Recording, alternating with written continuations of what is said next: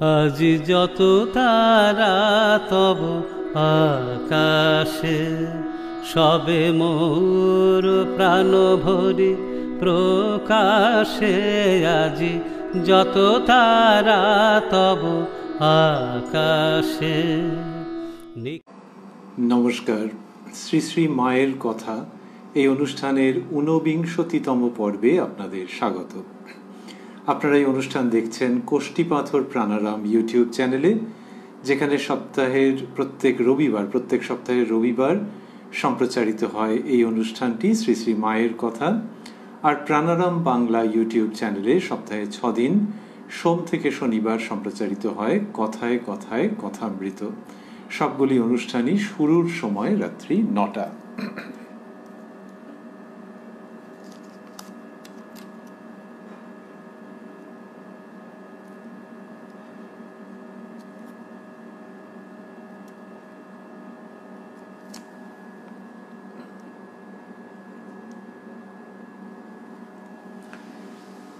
শ্রী শ্রী মায়ের কথা এই অনুষ্ঠানে আমরা ওই একই নামে যে বিখ্যাত গ্রন্থটি আছে, অর্থাৎ শ্রী শ্রী মায়ের কথা, সেই গ্রন্থটির মধ্যে অবস্থান করছি এবং সেখানে শ্রী শ্রী মা শারদামণি দেবীর সম্পর্কে যে স্মৃতিকথাগুলি আছে সেগুলির প্রথম যেটি শ্রীমতী সরজুবালার লিখিত, সেটিতে রয়েছি।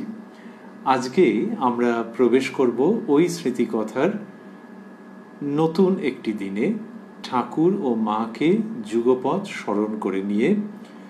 ওং জননীং শারদাং দেবীং রামকৃষ্ণং জগদ্গুরুং পাদপদ্মে তয়ো শ্রিত্বা প্রণমামি মুহুর্মুহু।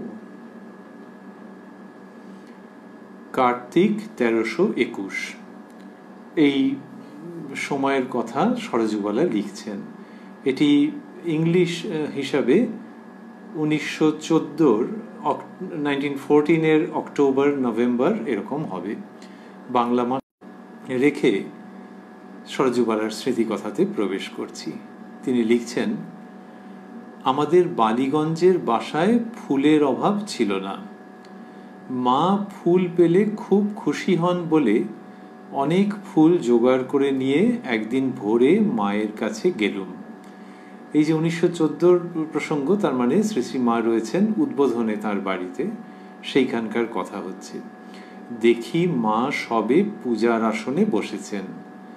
আমি ফুলগুলি সাজিয়ে দিতে ভারী খুশি হয়ে পূজায় বসলেন। শিউলি ফুল দেখে বললেন, এ ফুল এনেছো, বেশ করেছো। কার্তিক মাসে শিউলি ফুল দিয়ে পুজো করতে হয়। এবার আজ পর্যন্ত এই ফুল ঠাকুরকে দেওয়া হয়নি। কত সুন্দর করে এরকম সব বলা, কি প্রাণ ভরানো, মন ভরানো ভঙ্গি। সরজুবালা নিয়ে গেছেন তো, আর গিয়ে দেখছেন যে তার এমনই সৌভাগ্য যে মা সবে পূজার আসনে বসেছেন। শ্রী শ্রী মায়ের দর্শন এবং মা পুজোর আসনে বসেছেন সেই সময়ে দর্শন। আর শিউলি ফুল যখন সরজুবালা সাজিয়ে দিয়েছেন তখন বলছেন, এ ফুল এনে বেশ করেছো। কার্তিক মাসে শিউলি ফুল দিয়ে পুজো করতে হয়। এবার আজ পর্যন্ত এই ফুল ঠাকুরকে দেওয়া হয়নি। এই যে ঠাকুরকে দেওয়া হয়নি, এর মধ্যে কি একটা অদ্ভুত পবিত্র স্বর্গীয় অন্তরঙ্গতার সুর মাখামাখি হয়ে আছে। শ্রী শ্রী মা ঠাকুরের সম্বন্ধে বলছেন, এমনি যে কেউ পুজো করেন তিনি হয়তো এই ভঙ্গিতে বলেন বা বলে থাকেন, কিন্তু মা যখন বলছেন ঠাকুরের প্রসঙ্গ, তখন সেটা একটা অন্তরঙ্গ অন্য রকম আস্বাদন নিয়ে আমাদের কাছে উপস্থিত হচ্ছে। যে এবার এ পর্যন্ত শিউলি ফুল ঠাকুরকে দেওয়া হয়নি, এরকম ভাবে মা বললেন। আরেকটি হচ্ছে যে সরজুবালা নিয়ে গেছেন, তার কত আনন্দই হচ্ছে, মায়ের এই ভক্ত কন্যা, তো তার কত আনন্দ হচ্ছে যে মায়ের তো কত রকমের বন্দোবস্ত আছে, কত ভক্ত আছেন, কিন্তু যেভাবেই হোক এবারে দেওয়া হয়নি, এটি শ্রী শ্রী মা বলছেন এবং তিনি এটি গ্রহণ করছেন ও তার কথা অনুযায়ী শ্রী শ্রী ঠাকুরও গ্রহণ করছেন। এ কি কম সৌভাগ্যের কথা। আমি আজ মায়ের শ্রীচরণ পূজার ফুল আলাদা করে রাখিনি, সেজন্য ভাবলুম আজ আর বোধহয় মাকে পূজা করা হবে না। কিন্তু ফলে দেখলুম আমার ঐরূপ ভাববার আগেই মা সকল কথা ভেবে রেখেছেন। কারণ সমস্ত ফুলগুলিতে চন্দন মাখিয়ে মন্ত্র দ্বারা পুষ্পশুদ্ধি করে নিয়ে পূজা করতে বসবার সময় দেখলুম তিনি থালার পাশে কিছু ফুল আলাদা করে রেখে দিলেন। পরে পূজা শেষ হলে উঠে বললেন, এসো গো মা, ওই থালায় তোমার জন্য ফুল রেখেছি, নিয়ে এসো। এই রকম সব ঘটনা ঘটছে যে শ্রী শ্রী মায়ের শ্রীচরণ পুজোর জন্য উনি বলছেন যে ফুল আলাদা করে রাখেননি, আর ভাবছেন আজ বোধহয় মাকে পুজো করা হবে না। কিন্তু দেখছেন যে মা সব ভেবে রেখেছেন। এবং কিরকম হলো যে মা যখন ফুলগুলিতে চন্দন মাখিয়ে মন্ত্র দ্বারা পুষ্পশুদ্ধি করে নিয়ে পুজো করতে বসছেন, তখন থালার পাশে কিছু ফুল আলাদা করে রেখে দিলেন। তাহলে যে ফুল দিয়ে ঠাকুরের পুজো হবে সেই ফুলই মা আবার তাঁর শ্রীচরণ পুজোর জন্য কন্যার মনের মধ্যে ইচ্ছে আছে, আক্ষেপ রয়েছে যে আলাদা করে ব্যবস্থা হয়নি, সেই সমস্ত জেনে বুঝে সেই ফুল থেকে একটু আলাদা করে রাখছেন শ্রী শ্রী মা, যিনি ঠাকুরের সঙ্গে অভেদ। এমনিতে বলতে চাইতেন না, একেবারে লজ্জাশীলা বধূটির মতো তার জীবন, কিন্তু তার মাঝখানে মাঝখানে আকাশের বিদ্যুৎ দীপ্তির মতো কোনো কোনো ঘটনা, সংক্ষিপ্ত কোনো উক্তি, তার মধ্য দিয়ে এদের স্বরূপ কতকটা বুঝতে পারা যায়।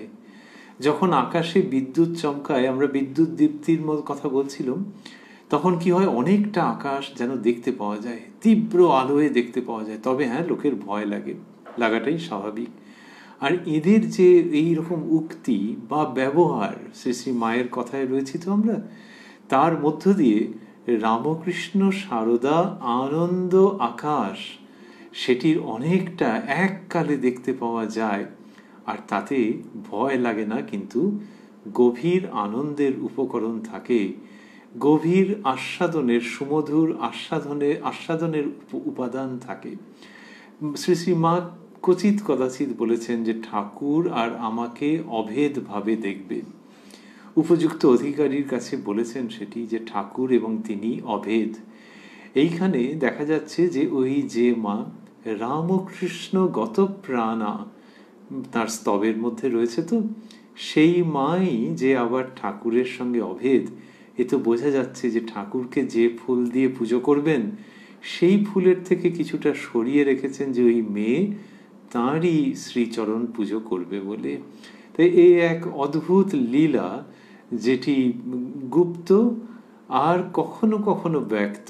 যখন ব্যক্ত হচ্ছে সংক্ষিপ্ত রূপে, তখন ওই রামকৃষ্ণ সারদা গগনকে বিদ্যুৎ দীপ্তির মতো ক্ষণিকের জন্য আলোকিত করে দিচ্ছে। তো বললেন সরজুবালা যে মা কিছু ফুল আলাদা করে রেখে পূজা শেষ হলে উঠে বলছেন, এসো গো মা, ওই থালায় তোমার জন্য ফুল রেখেছি, নিয়ে এসো। এইটুকুনি শুধু বললেন সরজুবালা। তারপরে বলছেন, এই সময় একটি ভক্ত অনেকগুলি ফল নিয়ে মাকে দর্শন করতে উপস্থিত হলেন। এই সময় একটি ভক্ত অনেকগুলি ফল নিয়ে মাকে দর্শন করতে উপস্থিত হলেন।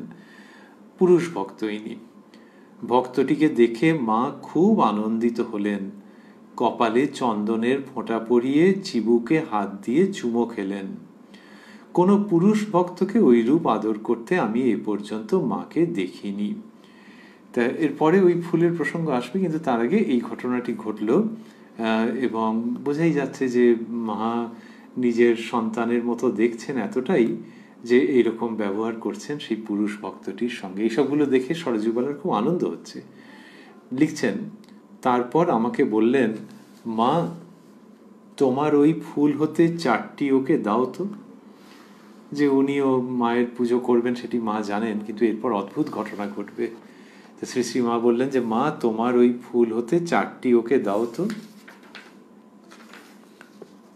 আমি দিতে গেলে ভক্তটি অঞ্জলি পেতে ফুল নিলেন হাত এরকম অঞ্জলির মতো করে ফুল নিলেন, কাঁপছে। তিনি সানন্দে মায়ের পায়ে পুষ্পাঞ্জলি দিলেন এবং প্রসাদ নিয়ে বাহিরে গেলেন। শুনলাম তিনি রাঁচি হতে এসেছেন। সরজুবালা অবাক হয়ে যাচ্ছেন যে ভক্তটি যখন অঞ্জলি পেতে ফুল নিয়েছেন, দেখছেন ভক্তির প্রবাহে তখন তার সর্বাঙ্গ কাঁপছে। তার ভালো লাগছে সরজুবালার, আবার একটু অবাকও হচ্ছেন, কারণ এই যে মা তো সরজুবালার কাছে একেবারে নিজের মায়ের মতো। আমরা শ্রী শ্রী মায়ের কথাতে আগে পেয়েছি যে যেদিন শ্রীমতী সরজুবালার দীক্ষা হয়েছিল, সেই দিন কিছু সময়ের জন্য মাকে তিনি একবারে অন্য রকম রূপে দেখেছিলেন।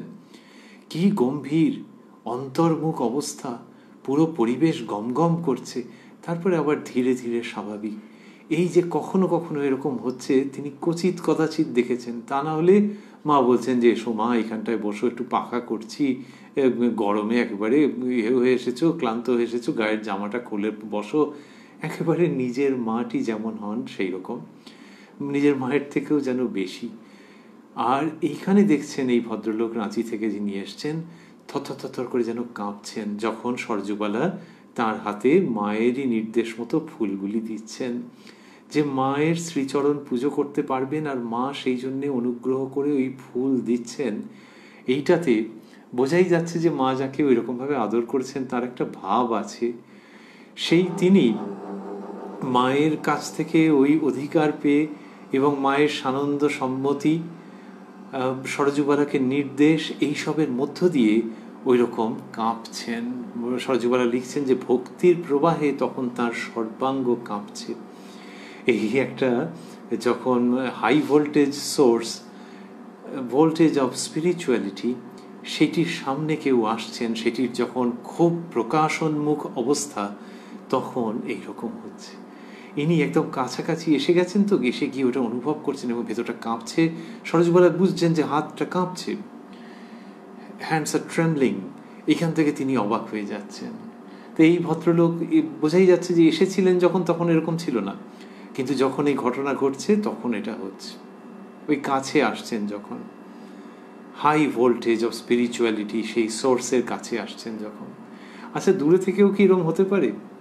হবে, যখন কিনা সেই ব্যক্তি, সেই রেসিপিয়েন্ট, সেই গ্রহীতা ওই রকম স্তরের হবেন, তখন দূর থেকেও হবে যে শ্রী শ্রী মায়ের প্রভাব কাছে এসে এইরকম ঘটনা উপলক্ষে উপলব্ধি করতে পারছেন এক ধরনের অধিকারী। আর যিনি যত বড় অধিকারী হবেন তিনি আরো দূর থেকে সেটি হবে বুঝতে পারবেন, তার আচরণগত পরিবর্তন এসে যাবে ওই রকম, মানে দেখেও আনন্দ। স্বামী বিবেকানন্দ যখন শ্রী শ্রী মাকে দর্শন করতে গঙ্গা পেরিয়ে আসছেন, তখন নৌকোয় সে কি কাণ্ড! গঙ্গার জল একবার মাথায় ছিটে দিচ্ছেন, একবার মুখে নিচ্ছেন, খাচ্ছেন। তো তাকে যিনি দেখছেন নৌকোতে, তিনি বলছেন যে এ কি করছেন, ঠান্ডা লেগে যাবে তো। তখন স্বামীজি বলছেন, ভয় করে, মা মহা পবিত্রতার স্বরূপিনী, তার কাছে যাচ্ছি তো। সেই স্বামী বিবেকানন্দ, সেই আগের নরেন্দ্রনাথ, যার সম্পর্কে শ্রীরামকৃষ্ণ বলছেন যে সপ্তর্ষি মণ্ডলে তাকে দেখেছি, শ্রেষ্ঠ ঋষি, জ্যোতির্ময় তনু, তার গলা জড়িয়ে ধরে একটা বাচ্চা ছেলে বলেছিল যে আমি যাচ্ছি, তুমিও এসো। সেই শিশুটি শ্রীরামকৃষ্ণ। এই নরেন্দ্রনাথের পরিচয়। স্বামীজি শ্রীরামকৃষ্ণ বলতেন যে ওর ভিতরে জ্ঞান অগ্নি দাউ দাউ করে জ্বলছে, কলা গাছটা শুদ্ধ ফেলে দিলে পুড়ে ছাই হয়ে যাবে। তার মানে অজ্ঞান অবিদ্যা ওর কাছে কোনো সুবিধেই করতে পারবে না, দগ্ধ হয়ে যাবে চিরতরে। এইটি যে শ্রীরামকৃষ্ণ বলছেন, সেই তিনি নৌকোয় করে যাওয়ার সময় ওরকমভাবে জল খাচ্ছেন, মাথায় ছিটে দিচ্ছেন। স্বামী বিবেকানন্দ, তাকে দেখে মানুষ তো দেখেছে যে পবিত্রতা কাকে বলে, মাথা থেকে পা পর্যন্ত বিকীর্ণ হচ্ছে। তাকে ক্ষণিকে দর্শন করলে মানুষের জীবন বদলে যায় চিরতরে।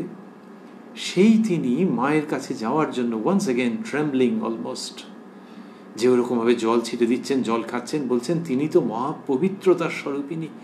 তাহলে এই পবিত্রতার স্বরূপিনীর কথা বলছেন যিনি, তিনি কে? তাহলে ওই দূর থেকে এরকম ঘটনা একটি আমরা হয়তো জানতে পারছি, কি আর কয়েকটি। কিন্তু এদের জীবনে কত ঘটেছে, তার মানে যে শ্রী শ্রী মায়ের উপস্থিতি স্মরণ করে মনের মধ্যে সেটি উদিত হওয়ার মাত্র আরও কতভাবে আমরা জানি না তারা প্রভাবিত হয়ে গেছেন। ইনি গঙ্গায় উপর দিয়ে যখন নৌকো করে যাচ্ছেন তখন ওই রকম সব কাণ্ড কারখানা করছেন দূর থেকে, তো তখনও তো শ্রী শ্রী মাকে দর্শন হয়নি, তখন এরকম অবস্থা। কাশীতে স্বামী ব্রহ্মানন্দজি মহারাজ গেছেন, মা যেখানে রয়েছেন সেই বাড়িতে, ওপরে শ্রী শ্রী মা রয়েছেন, অনুচ্চস্বরে একটি কথা বললেন, ব্রহ্মানন্দজি তার উত্তর দিলেন, সেসব তো অন্য প্রসঙ্গ। সে কি অপূর্ব করতে করতে তিনি গান ধরলেন, শঙ্করী চরণে মন মগ্ন হয়ে রও না, মগ্ন হয়ে রও রে মন, মগ্ন হয়ে রও শঙ্করী চরণে মগ্ন হয়ে রও। এই যে গান গাইছেন ব্রহ্মানন্দজি, গাইতে গাইতে টলতে টলতে ভাবের এমন আবেশ, তিনি ধীরে ধীরে ওই বাড়ি থেকে বেরিয়ে এলেন। তো এই যে শঙ্করী চরণে মন মগ্ন হয়ে থাকতে চাইছে, মা ওপরে, মা সবসময় ওপরে, আর এখানে হচ্ছে দোতলায়, তার সঙ্গে অল্প একটু কথা হয়েছে তাতে চার্জড হয়ে যাচ্ছেন তিনি, আধ্যাত্মিক ভাবে একটা অন্য স্তরে চলে যাচ্ছেন এবং গান গাইতে গাইতে টলছেন ভাবেতে। এই যে ওই মায়ের ওই রকম প্রভাব। আর এইখানে ইনি এই জায়গাটা এসে গেছে তো, যে মা ফুল দিচ্ছেন এই তার কন্যার মাধ্যমে, এবং ইনি মায়ের শ্রীচরণ পুজোর অধিকার লাভ করতে চলেছেন, তো থর করে কাঁপছেন তিনি। আমি দিতে গেলে ভক্তটি অঞ্জলি পেতে ফুল নিলেন, দেখলুম ভক্তির প্রবাহে তখন তার সর্বাঙ্গ কাঁপছে। তিনি সানন্দে মায়ের পায়ে পুষ্পাঞ্জলি দিলেন এবং প্রসাদ নিয়ে বাহিরে গেলেন। শুনলুম তিনি রাঁচি হতে এসেছেন।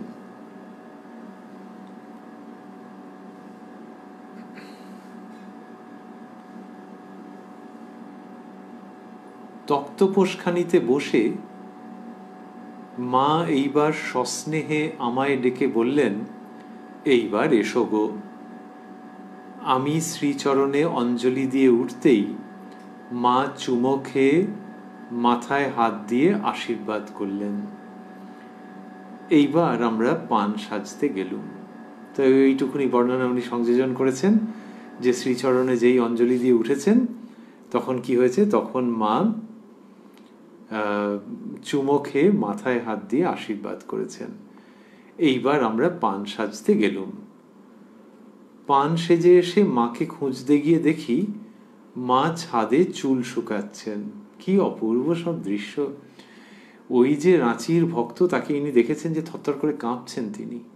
মায়ের মধ্যে সেই দেবী শক্তি, তার প্রকাশ, তার বিকাশ, সেটি যেমন ঘটনা, তেমনি আবার তিনি কি স্বাভাবিকভাবে রয়েছেন যে পান সেজে এসে মাকে খুঁজতে গিয়ে দেখছেন। তার প্রথমত হচ্ছে পান সাজতে গেলেন, এরকম তো চট করে ঠাকুরের যে সময় তিনি যখন স্থূল দেখেছিলেন তখন এরকম হয়েছে? কোনো ভক্ত গিয়ে ঠাকুরের ওখানে কোনো খুঁটিনাটি কাজ কোথায়? ঠাকুরের সঙ্গে শুধুই ঈশ্বরীয় প্রসঙ্গ হচ্ছে, অসাধারণ প্রসঙ্গ, কিন্তু পুরো পরিবেশটি একটি স্তরে উন্নীত হয়ে রয়েছে, সেখান থেকে খুব একটা এদিক ওদিক নয়। মায়ের ক্ষেত্রে দেখা যাচ্ছে যে ওই ভক্ত কাঁপছে, তার মানে মায়ের ওই দৈবী শক্তি, কিন্তু সেটি যিনি দেখছেন, দর্শন করছেন, সাক্ষী থাকছেন, প্রত্যক্ষদর্শী হচ্ছেন, তিনি আবার পান সাজতে যাচ্ছেন। মায়ের এরমই ব্যবস্থা যে যাও যাও যাও পান সেজে নিয়ে এসো। এই যে ঘর গেরস্থালি যাকে বলে, সেই রকম পরিবেশের মধ্যে জল করছে দেবী মূর্তি, সেই মূর্তি উপস্থিত রয়েছেন। শ্রীরামকৃষ্ণ বলতেন যে অদ্বৈত জ্ঞান আঁচলে বেঁধে যা ইচ্ছা তাই করো। আর এখানে সেই শ্রীরামকৃষ্ণই বলতেন যে ব্রহ্ম ও কালী অভেদ।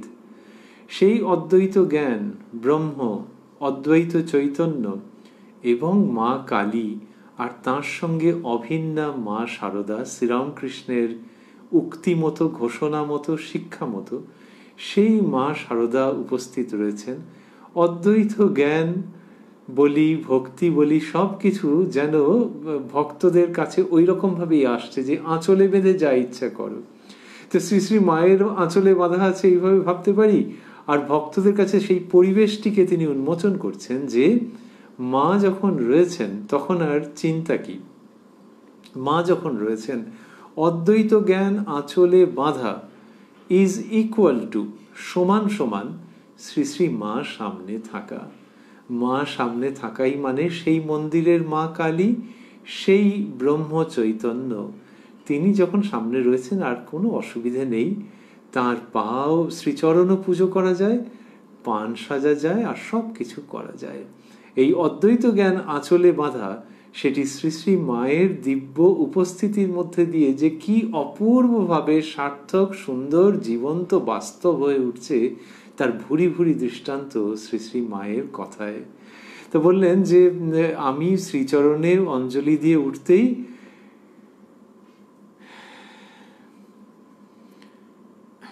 মা চুমো খেয়ে মাথায় হাত দিয়ে আশীর্বাদ করলেন। এইবার আমরা পান সাজতে গেলুম। পান সেজে এসে মাকে খুঁজতে গিয়ে দেখি মা ছাদে চুল শুকাচ্ছেন। এই ঘরোয়া ভঙ্গি, ছাদে চুল শুকাচ্ছেন, এমন নয় যে আমি একটা নির্দিষ্ট সময়ে ভক্তদের সঙ্গে দেখা করি আর সেই সময় শুধুই ঈশ্বরীয় প্রসঙ্গ হয়। এই ঘরের মা হলে যেরকম হয়, তো এই যে ঘরের মা, কত সাধকের সাধনায় ওই মন্দিরের মা ঘরের মাটি হয়ে এসেছেন, আর মাঝখানে রয়েছেন শ্রীরামকৃষ্ণ। এই দৈব দম্পতির জীবন লীলা কি অপূর্ব। শ্রী শ্রী মায়ের এক ভক্ত সন্তান এইসব কথা লিখেছেন যে ওই যে মা ঘরের মাটি হয়ে এসেছেন, এ মনে হয় বহু সাধকের জন্ম জন্মান্তরের তপস্যার ফল। তাহলে শ্রীরামকৃষ্ণের দিক থেকে একটি দেখবার আছে যে তাঁর লীলা সঙ্গিনী, আবার এটিও যে তারা ওই মাকে এই ধরাধামে অবতীর্ণ দেখতে চেয়েছেন এবং সেই জন্যে ওই দেবী এই শারদা মূর্তি পরিগ্রহ করেছেন। আর ইদানিং কি হচ্ছে, তিনি ছাদে চুল শুকাচ্ছেন। আমাকে দেখে বললেন, এসো মাথার কাপড় ফেলে দাও, চুল শুকিয়ে নাও, অমন করে ভিজে চুলে থেকো না, মাথায় জল বসে চোখ খারাপ হয়। তাই এরকম ভাবে তিনি বলছেন এবং সেখানে বললেন যে এসো মাথার কাপড় ফেলে দাও, যে এখন তো আমি রয়েছি অন্যদের সামনে একরকম, তা এখন এটা করো, চুল শুকিয়ে নাও, অমন করে ভিজে চুলে থেকো না, মাথায় জল বসে চোখ খারাপ হয়। মাথায় কাপড় কেন দিয়ে রেখেছেন? শুধু ওই জন্য নয় যে পুরুষ মানুষদের সামনে মাথায় কাপড় দেওয়া, আরেকটি হচ্ছে শ্রী শ্রী মা রয়েছেন তো ওই মাথায় ঘোমটা দিয়ে রেখেছেন, যে মায়ের প্রতি শ্রদ্ধা সম্মান ইত্যাদি। কিন্তু ওই যে মা, মা যে বলা হচ্ছে, তো নিজের মা হলে বলবে যে মাথায় কাপড়টা দিয়ে রাখো, ওইদিকে ভিজে চুল। তো ইনি তাই বলছেন যে চুল শুকিয়ে নাও, অমন করে ভিজে চুলে থেকো না, মাথায় জল বসে চোখ খারাপ হয়। আমাদের মনে হয় যদি ওই রকম যে করেছেন তাতে চোখ যদি একটু খারাপ হয়েও থাকে, 0.005% যদি চোখ খারাপ হয়েও থাকে, তাহলেও চোখ সার্থক হয়ে গেছে তাকে দর্শন করে। তার তুলনায় ওই বায়োলজিক্যালি একটু খারাপ হওয়া কিছু নয়।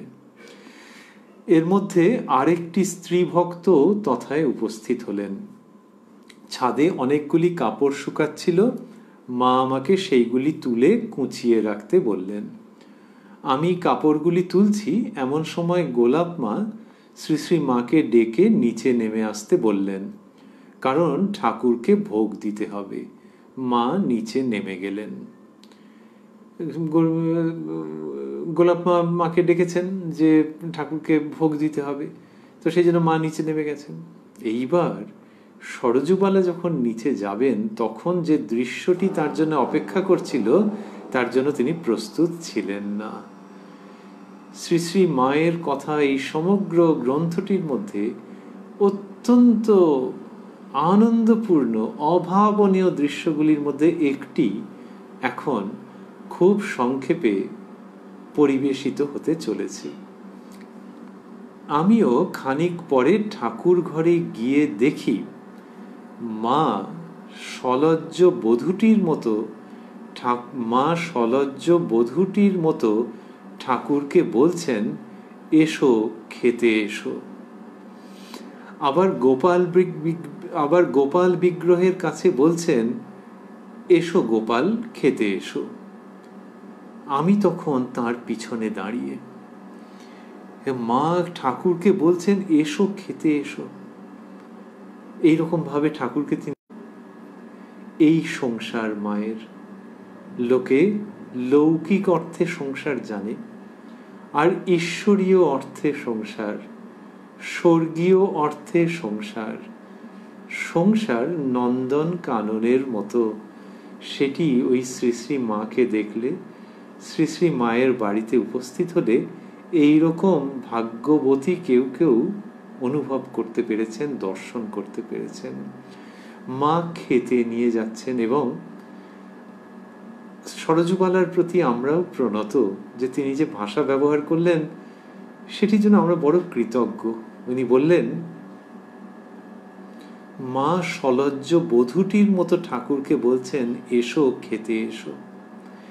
একজন পূজারীও মনে মনে এটা বলতে পারেন যখন ভোগ নিবেদন হয়, এবং আমাদের ভোগ নিবেদনের মন্ত্রাদিতে এই ভাবটি রয়েছে।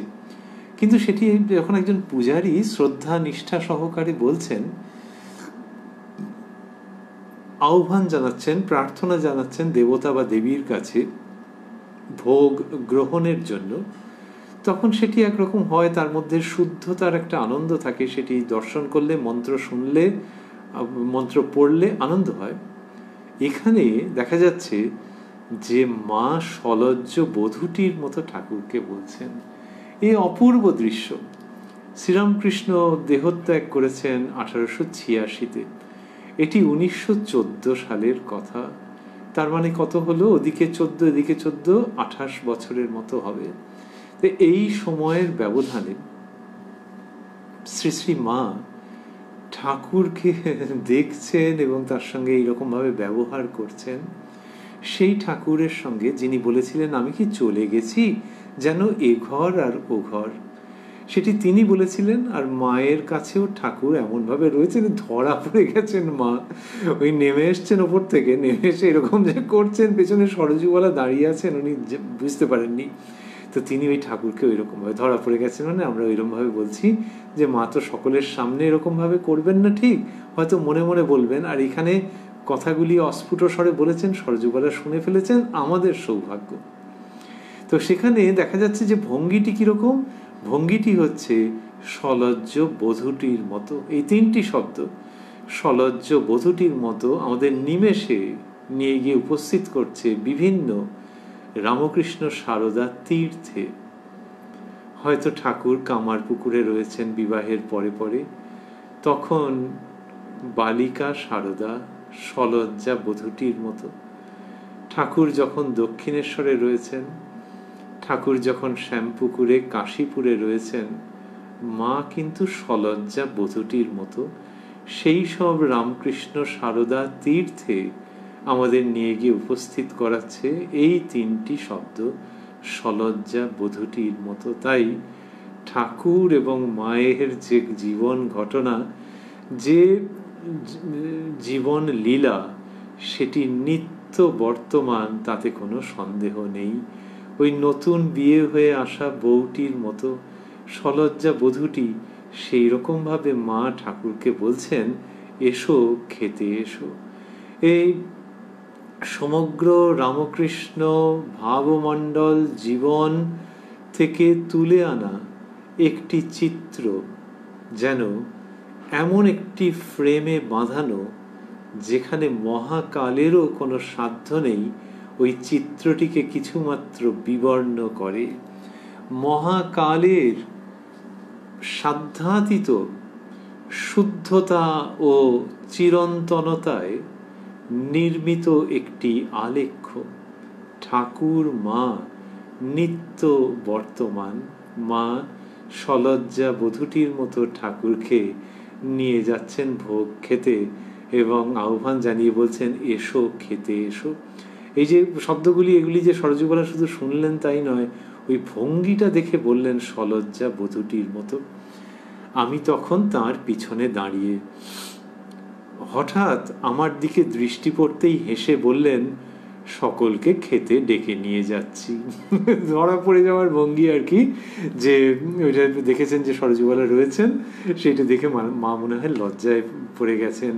তাহলে ওই যে জীবন্ত শ্রীরামকৃষ্ণ, তার সঙ্গে তো ব্যবহার, আর সেটি যখন করছেন তখন ভাবছেন ঘরে আর কেউ নেই, সরযুগবালা যে শ্রীমতী সরযুগবালা যে এর মধ্যে উপর থেকে নেমে এসেছেন ছাদ থেকে, বুঝতে পারেননি তো, মানে ভাবতে পারেননি হয়তো, তাই বলছেন, হেসে বললেন, সকলকে খেতে ডেকে নিয়ে যাচ্ছি। এইসব ঘটনা শ্রীরামকৃষ্ণ শিক্ষা দিচ্ছেন, কতবার করে বলেছেন যে ভগবানের সঙ্গে একটা সম্পর্ক পাতাতে হয়, যে তিনি আপনার জন, তিনি দূরের কেউ নন, তিনি আপনার জন, এটি তিনি বলেছেন। আর তার জীবন, তার উক্তি, তার সমাধি, তার আনন্দ, তার লোকব্যবহার, সেখান থেকে লোকে বুঝেছে যে ভগবতীর সঙ্গে এর এক অন্য রকমের সম্পর্ক, বিভিন্ন দেবদেবতার সঙ্গে, দেবদেবীর সঙ্গে এর অন্য রকমের সম্পর্ক। সেটা শ্রীরামকৃষ্ণের ওই উচ্চ আধ্যাত্মিক অবস্থার মধ্যে থেকে মানুষজন বুঝেছেন এবং জগৎ বদলে যাওয়ার সূচনা হয়েছে। তবুও শ্রী শ্রী মায়ের প্রসঙ্গ আলাদাভাবে স্মরণের এবং উল্লেখের, যিনি একটু আগে ওই ছাদে চুল শুকানো এই সমস্ত সব ব্যাপারের মধ্যে ছিলেন, তিনি নেমে এসে যখন বলছেন যে এসো খেতে এসো, তার মানে যে ওই জীবন্ত উপস্থিতি, সেটিকে কত সহজভাবে তিনি ধারণ করে রয়েছেন অঙ্গে, সহজভাবে সেই অবস্থার মধ্যে তিনি রয়েছেন। এবং ঠাকুরকে যখন বলছেন এসো খেতে এসো, তার মানে ঠাকুরের সঙ্গে তার কিরকম সম্পর্ক, জীবন্ত সম্পর্ক, এইটি দৃষ্টান্ত স্বরূপ থেকে যাচ্ছে। আর ওই যে ঠাকুর নিজে বলতেন চাঁদা মামা সকলের মামা, শ্রী শ্রী মা বলছেন যে ঠাকুর সকলের, সেইটি এই সব ঘটনার মধ্যে দিয়ে বিরল, কিন্তু এর মধ্য দিয়ে বোঝা যাচ্ছে যে তাদের জীবন্ত ভাবতে হয়, শুধু তাই নয়, সেইটি মনের মধ্যে দৃঢ়ভাবে ধারণ করে তাদের সঙ্গে সম্পর্কে পুনঃপ্রতিষ্ঠিত হতে হয়। পুনঃ কেন? আর এই সম্পর্ক নিত্যকালের, শুধু সংস্কারের জন্য মানুষ সেখান থেকে বিচ্যুত হয়ে যায়, আপনজনকে ভুলে যায়। সেই জন্য ওই সম্পর্কে রিএস্টাবলিশড হও, নতুন করে সেই চিরন্তন সম্পর্কের মধ্যে চিরকালের জন্য প্রতিষ্ঠিত হয়ে যাও, নিরবচ্ছিন্নভাবে যুক্ত থাকো। এইটা এই ঘটনার থেকে উত্থিত হচ্ছে। কি জানি, হয়তো শ্রী শ্রী মায়ের কোথাও একটা এটা অভিপ্রেতও ছিল যে সরযুগবালার জীবনে এরকম ঘটবে। তাহলে এই যে দেবী মানবী, আমরা বলছিলাম না যে মা যেন ধরা পড়ে গেলেন, সেটা ঠিক। আবার অন্যদিক থেকে দেখতে গেলে যে তাঁদের ইচ্ছে ছাড়া তো গাছের পাতাটিও নড়ে না। তো ওই সরযুগবালা ওটা দেখলেন এবং দেখে বইতে লিখলেন। সেইখান থেকে ঠাকুরের দিব্য উপস্থিতির প্রসঙ্গ তো আমাদের কাছে এসে পৌঁছচ্ছে সুবাতাসের মতো করে। তো যেভাবেই ভাবা যাক না কেন, এই রামকৃষ্ণ সারদার নিত্য বর্তমান যে অবস্থা এবং সেই তাঁদের সঙ্গে নিত্য সম্পর্ক আবিষ্কার করে তাতে মগ্ন হয়ে, শঙ্করী চরণে মগ্ন হয়ে, মহাদেব শ্রীরামকৃষ্ণের চরণে মগ্ন হয়ে যে আনন্দ আস্বাদন করবার আছে, তারই প্রতি অমোঘ আহ্বান এই সমস্ত ঘটনা সূত্রে থেকে যাচ্ছে। হঠাৎ আমার দিকে দৃষ্টি পড়তেই হেসে বললেন, সকলকে খেতে ডেকে নিয়ে যাচ্ছি। এই কথা বলে মা ভোগের ঘরের দিকে চললেন। তার তখনকার ভাব দেখে মনে হলো যেন সব ঠাকুররা তার পিছনে চলেছেন। দেখে খানিকক্ষণ স্তম্ভিত হয়ে দাঁড়িয়ে রইলুম। ওর মনে হচ্ছে সরযুগবালার যে যেন সব ঠাকুররা, ওই যারা রয়েছেন, এই যে একটু আগে গোপালের কথা বলা হলো, বললেন গোপাল বিগ্রহের কাছে বলছেন এসো গোপাল খেতে এসো, সেখান থেকে মনে হচ্ছে যে যাদের যাদের মা পুজো করেন তারা সবাই মায়ের পেছন পেছন যাচ্ছেন। এই কথা বলে মা ভোগের ঘরের দিকে চললেন। তার তখনকার ভাব দেখে মনে হলো যেন সব ঠাকুররা তার পিছনে চলেছেন। এই পিছনে চলেছেন মানে এখানে যদি কেউ শ্রী শ্রী চণ্ডীর কথা ভাবেন যে সেই মা, সেই জগন্মাতৃকা, তিনি আদ্যাশক্তি, তাঁরই অধীনে সব, সেটা এক রকম। মা তো তাই, কিন্তু তার সঙ্গে সঙ্গে বিশেষভাবে তার ওই জননী ভাবটি এখানে প্রকাশিত। সেই আদ্যাশক্তি যিনি অসুর নিধন করেন, আচ্ছা থাক পরে হবে, তিনি মা রূপে প্রকাশিত, সারদা রূপে। এই সারদা রূপের মধ্য দিয়ে তিনি যে প্রকাশিত হচ্ছেন, সেখানে জননী সত্তাটি মুখ্য।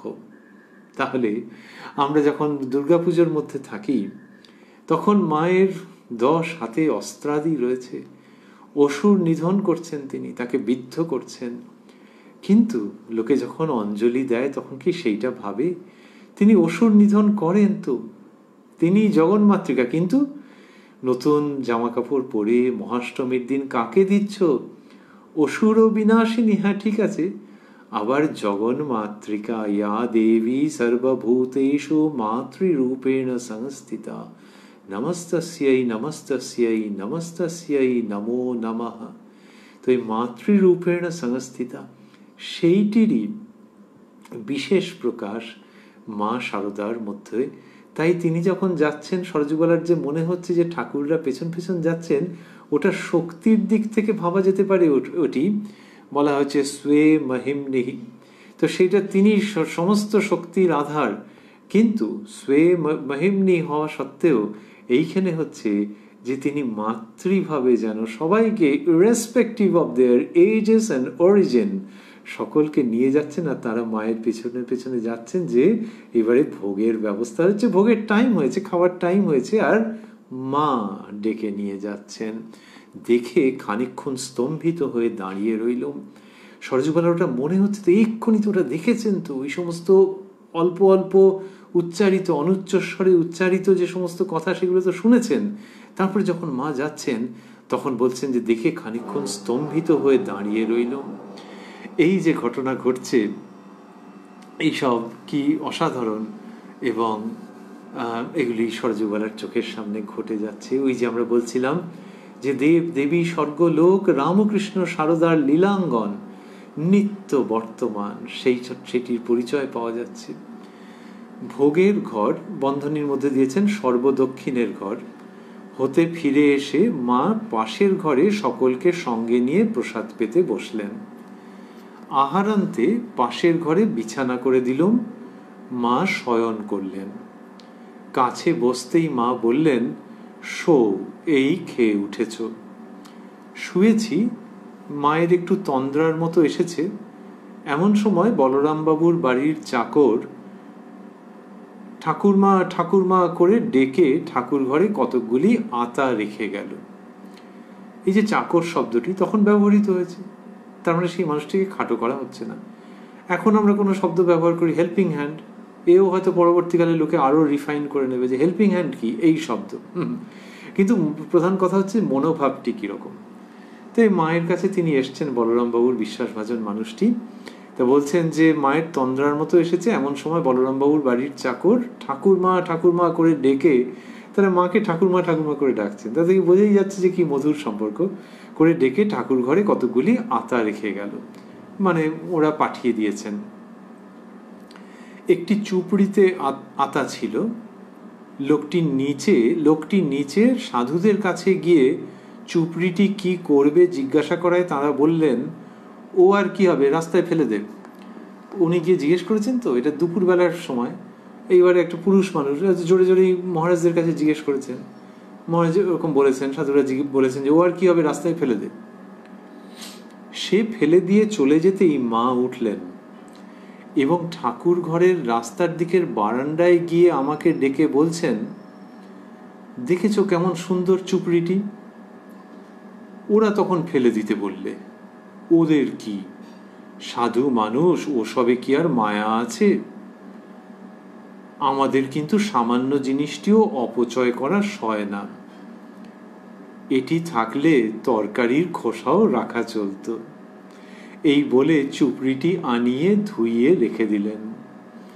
মায়ের এই কথায় ও কাজে আমার বেশ একটু শিক্ষা হয়ে গেল, কিন্তু স্বভাব যায় না বলেও, এটা স্বভাব যায় না বলেও উদ্ধৃতির মধ্যে দিয়েছেন যে শিক্ষা যে হলো কতদিন এ মনের মধ্যে থাকবে জানি না। বিনয়ের সঙ্গে লিখছেন, প্রসঙ্গটি কি মিষ্টি যে ওই ফেলে দিয়ে চলে গেছে, তো সে তারপরেই মা উঠেছেন, উঠে ঠাকুর ঘরের রাস্তার দিকে বারান্দায় গিয়ে দেখেছেন, দেখে বলছেন, দেখেছো কেমন সুন্দর চুপড়িটি? আর বোঝাই যাচ্ছে যে বলরামবাবুরা পাঠিয়েছেন তো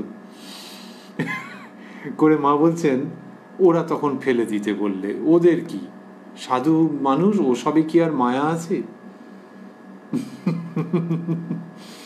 সাধু মানুষ বলছেন যেন বেশ একটু দূরত্ব রেখে, একটু সম্ভ্রমের সঙ্গে তারা সাধু তো এরই শ্রীচরণকে আশ্রয় করে। শ্রীরামকৃষ্ণের ভাবে সাধু বোঝাই যাচ্ছে, কিন্তু শ্রীরামকৃষ্ণের যখন দেহাবসান হয়েছে তারপরে এই মাকেই তো তারা সব কিছু বলে জানেন। শারদানন্দজি হয়তো সেই মুহূর্তে নিচে রয়েছেন, অন্যান্য সাধুরা রয়েছেন, একেই তো সব কিছু বলে জানেন। কিন্তু মা বলছেন ওইটুখানি মনের মধ্যে যেন অভিমান, সাধু মানুষ, ওসবে কি আর মায়া আছে? আমাদের কিন্তু সামান্য জিনিসটিও অপচয় করা সয় না। আমাদের মানে ওই নিজের কথা বলছেন। আর হচ্ছে কি, মায়া স্বরূপিনী যিনি,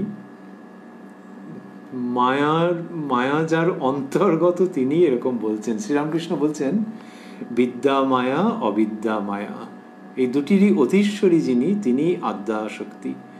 আদ্যাশক্তির মধ্যে বিদ্যা মায়া অবিদ্যা মায়া দুই রয়েছে।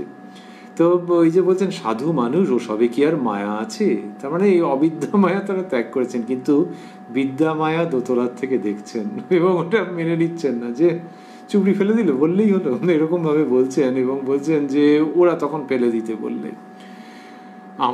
আমাদের কিন্তু সামান্য জিনিসটিও অপচয় করা সয় না। তাহলে ওই সাধুর বৈরাগ্য, সেটিকে যেমন মা উল্লেখ করছেন, তেমনি আবার তিনি, ওই যে বললাম যে আর তার বেশি কিছু কথা বলা যায় না, তিনি মায়া স্বরূপিনী। তিনি বলছেন আমাদের কিন্তু সামান্য জিনিসটিও অপচয় করা সয় না। তাহলে কি সাধুরা অপচয় করছেন না? সাধুর ক্ষেত্রে হচ্ছে কি, যে ওই যে জিনিসটা একটু রাখবেন যে পরে কোথায় কাজে লাগে, ওইটাতে একটুখানি দ্বিধা আছে, যে যদি আসক্তি তৈরি হয়ে যায়, সঞ্চয়ের দিকে মন যায়, সেই জন্য বৈরাগ্যরূপ কাঁটা দিয়ে এই কাঁটাটাকে তুলে ফেলে দিচ্ছেন। কিন্তু আসক্তি যদি হয়, এইসব ভাবনা যার অন্তর্গত, তিনি দোতলার থেকে ওই চুপড়ি আবার কুড়িয়ে আনছেন। এই বিশেষত্ব। এই বলে চুপড়িটি আনিয়ে ধুইয়ে রেখে দিলেন। চুপড়ি বোঝাই যাচ্ছে একটা সুন্দর চুপড়ি, সেটাকে নিয়ে বরং ফেলে দেওয়া ছিল।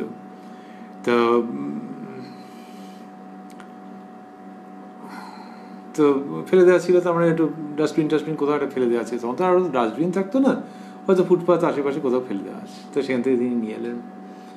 মা এরকম ভাবে সব আগলে রেখে দিচ্ছেন নিজের কাছে, এবং সাধুরা যে বলেছেন তা সত্ত্বেও আমরা স্মরণ করছিলাম যে মাকে, মা তিনি যিনি এদের সন্ন্যাস জীবনের ধ্রুবতারা, যে ঠাকুরকে দেখেছেন হয়তো সকলেই বা কেউ কেউ, আর মাকে দর্শন করছেন।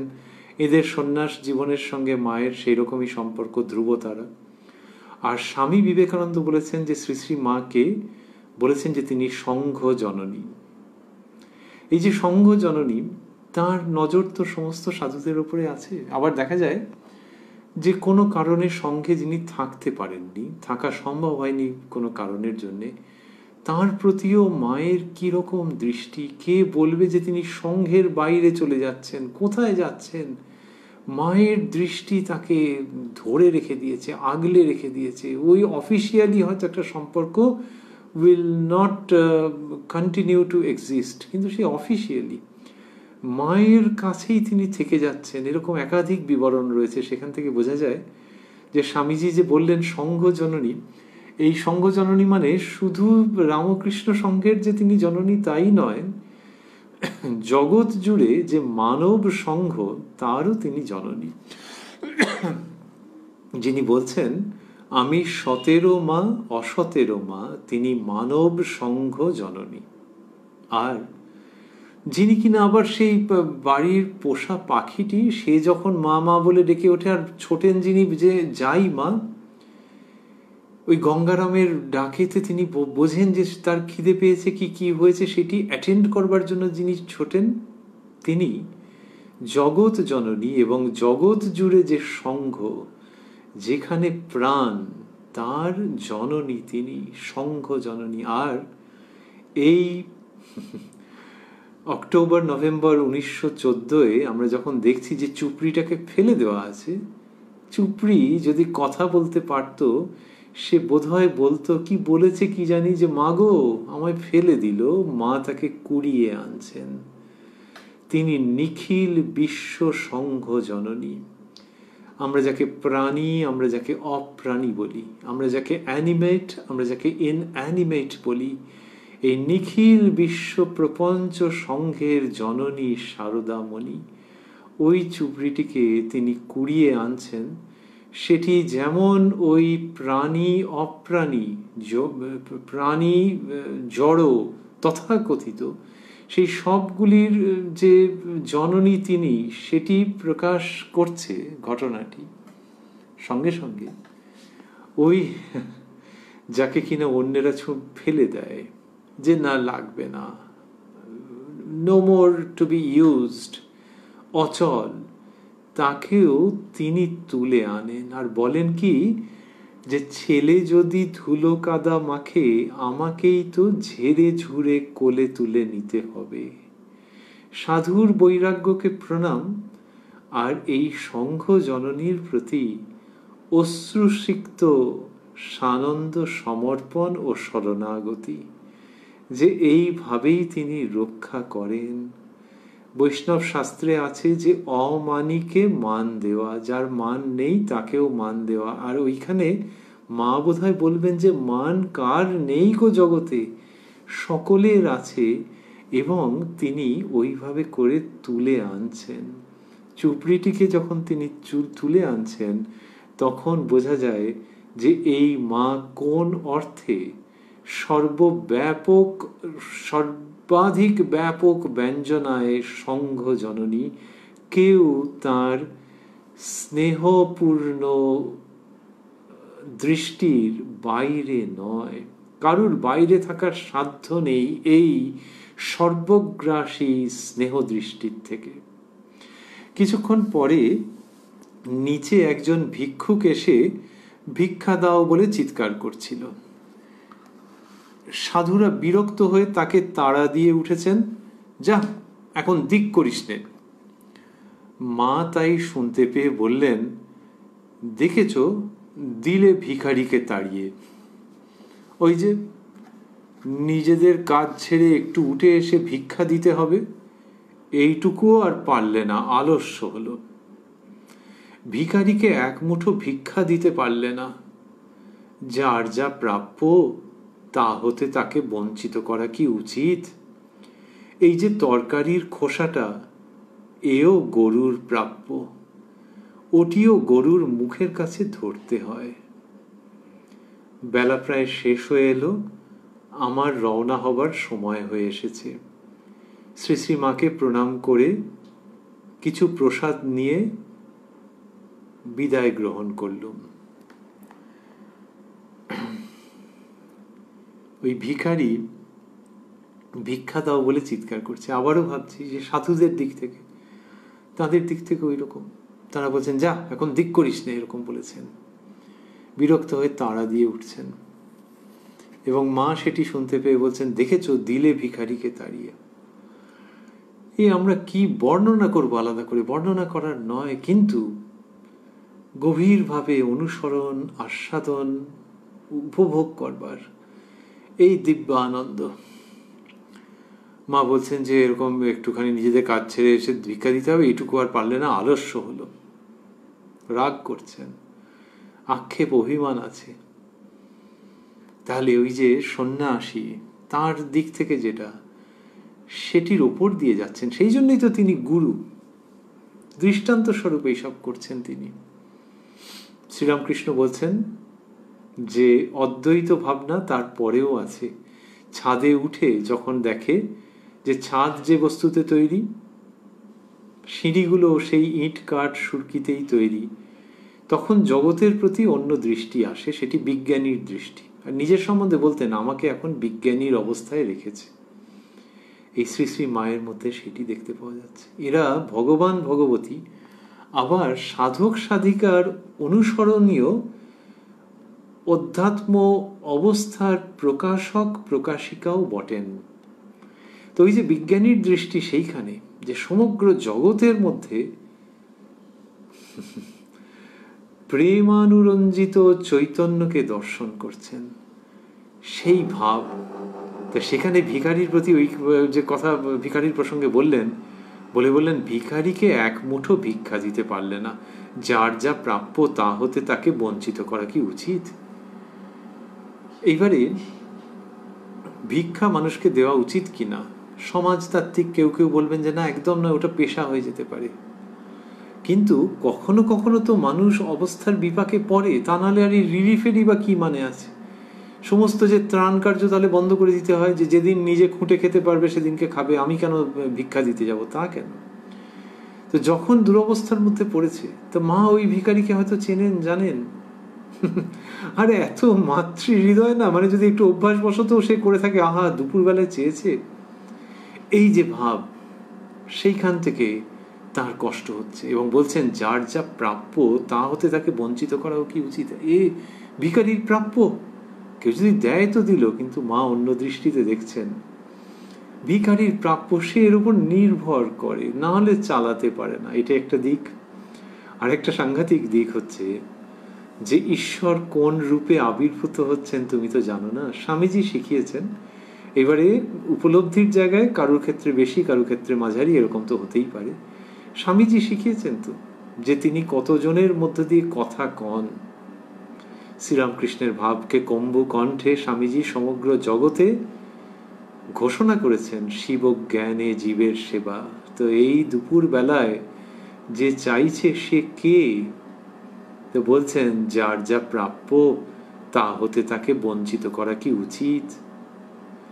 বলে ওই ভিখারির প্রসঙ্গ হতে হতে মা একেবারে ওই অন্য জীবদের প্রসঙ্গেও চলে এলেন এবং বললেন, এই যে তরকারির খোসাটা, এও গরুর প্রাপ্য। বললেন তো, তারপরের বাক্যেই কি বলছেন? ওটিও গরুর মুখের কাছে ধরতে হয়। এই গ্রাম বাংলার রূপ, গ্রাম বাংলার বা গ্রাম ভারতের শয়ে শয়ে পল্লী রমণীর মধ্যে এটি পাওয়া যাবে যে গরুর মুখের কাছে ধরছেন। গরু মায়ের মতো, এটা সংসারকে রক্ষা করে। তো সেই মায়ের মুখের কাছে ধরা তার খাদ্য। কিন্তু সেগুলো আমাদের শিখতে হয়। যখন যখন এইসব ভাবগুলো কমতি হয়ে যায়, তখন তারা শেখাতে আসেন, যদা যদা হি ধর্মস্য গ্লানির্ভবতি ভারত। এই যে অবতার অবতীর্ণ হন, আর আমরা শুনছি অবতার লীলা সঙ্গিনীর অমৃত প্রসঙ্গ। তিনি বলছেন ওটিও গরুর মুখের কাছে ধরতে হয়। পুনঃপ্রতিষ্ঠা করছেন আদর্শকে, যে মুখের কাছে ধরতে হয়, তা না হলে you will be my son or my daughter, you will be failing in your duty. গরুর মুখের কাছে ধরতে হয়, মা বলছেন। তাই আমরা বলছিলাম যে এইটি মায়ের ভাব। একজন মায়ের সন্তান জিজ্ঞাসা করছেন, মা তুমি কি সবার মা? মা বলছেন হ্যাঁ। বলছেন এই যে ইতর জীবজন্তু সকলের মা? বলছেন হ্যাঁ। ইতর জীবজন্তু মানে মনুষ্যেতর, এই অর্থে বলা হতো যে মানুষ নয়, তার থেকে পিছিয়ে যায়। তো এই সমস্ত জীবজন্তুর মা? মা বলছেন হ্যাঁ। তিনি বলছেন যে তিনি সকল জীবজন্তুর মা। আর আমরা একটু আগে স্মরণ করছিলাম যে ওই পাখিও সে যখন ডাকছে, মা বলছেন যাই বাবা, যাই বাবা বলছেন গঙ্গারামকে।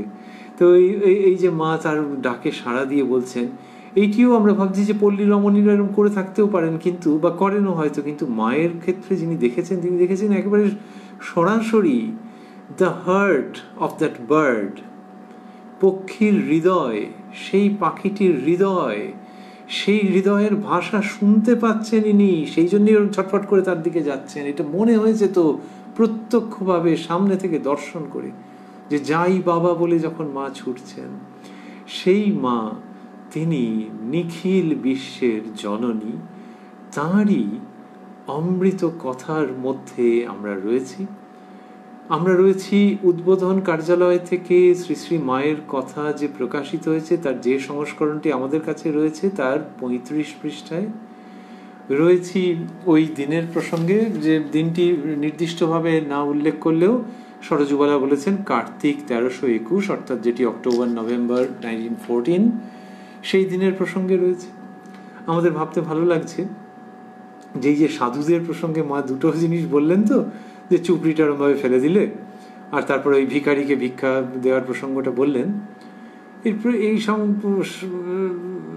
এরই সঙ্গে আমাদের মনে পড়ে যাচ্ছে বা আমাদের স্মৃতিতে আসছে, মনোযোগ কেড়ে নিচ্ছে একটি তথ্য। সেটি হচ্ছে যে এই গ্রন্থ প্রকাশ করছেন কারা। গ্রন্থ প্রকাশ করছেন পূজ্যপাদ সন্ন্যাসী মহারাজেরা। স্বামী অরূপানন্দজি এই গ্রন্থের নেপথ্যের প্রধান, মায়ের সন্তান। তিনি এইগুলি সব সংকলন করে সম্পাদনা করে প্রকাশ করেছেন শ্রী শ্রী মায়ের কথা। এইবার সরজুবালার সঙ্গে মায়ের কথা হচ্ছে, আর মা বলছেন এই সাধুদের দেখলে এটা করলে এটা করলে এটা করলে। পরবর্তীকালে যখন সাধুরাই প্রকাশ করছেন গ্রন্থ, আর এইখানে যাদের কথা বলা হয়েছে তারা তো নমস্য, যিনি প্রকাশ করছেন তার কাছে তো নমস্য। শারদানন্দজি প্রমুখ সাধুদের অরূপানন্দজি কিভাবে দেখেছেন, তারা নমস্য, কিন্তু তা সত্ত্বেও এগুলি প্রকাশ করছেন। এই যে মায়ের কাছে তো এই শিক্ষা পেয়েছেন যে মা জগৎ জননী। সুতরাং হায়ারার্কিতে যদি আসি আমরা, অরূপানন্দজি শারদানন্দজিকে দেখছেন ওই ব্রহ্মজ্ঞ পুরুষ রূপে, কিন্তু শারদানন্দজি বা অন্যান্য সাধুরা যারা রয়েছেন তাদেরকে ওই রকম কাছাকাছি জায়গায় দেখছেন, কিন্তু তাদের উপরে মা জগৎ জননী। সেই মা যা বলেছেন, সরজুবালার কত সৌভাগ্য, তার অন্তরে কি ছিল যে তিনি মায়ের এত কাছে আসতে পেরেছেন।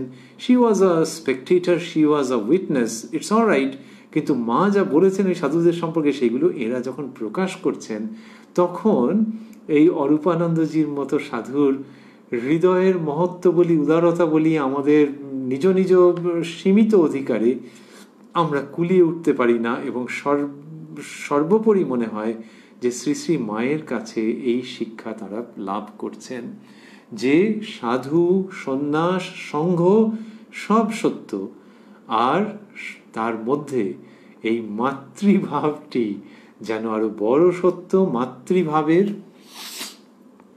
আচ্ছাদনের মধ্যে, মাতৃভাবের ছত্র ছায়ায় সমস্তটিকে দর্শন, বিচার, গ্রহণ, আস্বাদন করতে হবে এবং উপযুক্তভাবে সমৃদ্ধ হয়ে উঠতে হবে।